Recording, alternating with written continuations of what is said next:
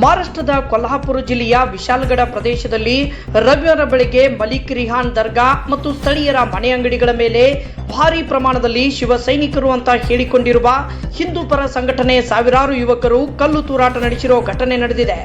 ವಿಶಾಲಗಡ ಪ್ರದೇಶದಲ್ಲಿ ಅತಿಕ್ರಮಣಗಳು ನಡೆದಿದ್ದು ಇಲ್ಲಿಯ ಪರಿಸರ ಹಾಳಾಗುತ್ತಿದೆ ಎಂದು ಆರೋಪಿಸಿ ಕೆಲವರು ವಿಶಾಲಗಡ ಚಲೋ ಕಾರ್ಯಕ್ರಮ ರೂಪಿಸಿದ್ದರು ಎನ್ನಲಾಗ್ತಿದೆ.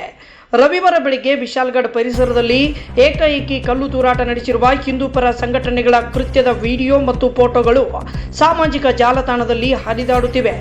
ಕಲ್ಲು ತೂರಾಟದಲ್ಲಿ ಸಾಕಷ್ಟು ಮಹಿಳೆಯರು, ಯುವಕರು, ಮಕ್ಕಳು ಗಾಯಗೊಂಡಿರೋ ವರದಿ ಇದೆ. ದುಷ್ಕರ್ಮಿಗಳು ನಡೆಸಿರೋ ದಾಂಧಲೆಯಿಂದ ವಿಶಾಲಗಡ ಪರಿಸರದಲ್ಲಿ ಪ್ರಕ್ಷುಬ್ಧ ವಾತಾವರಣ ಉಂಟಾಗಿದೆ.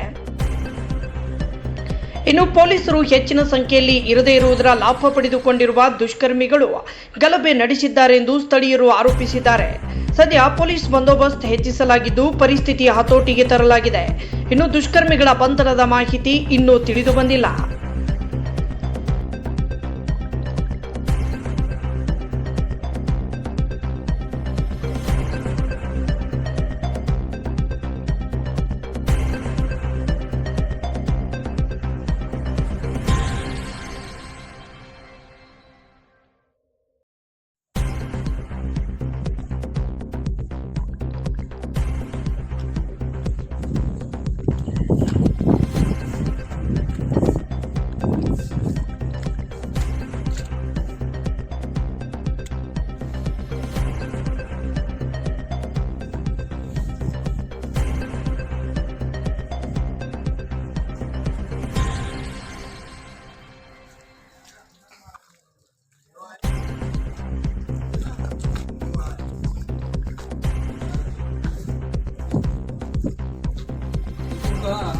बरोबर आहे.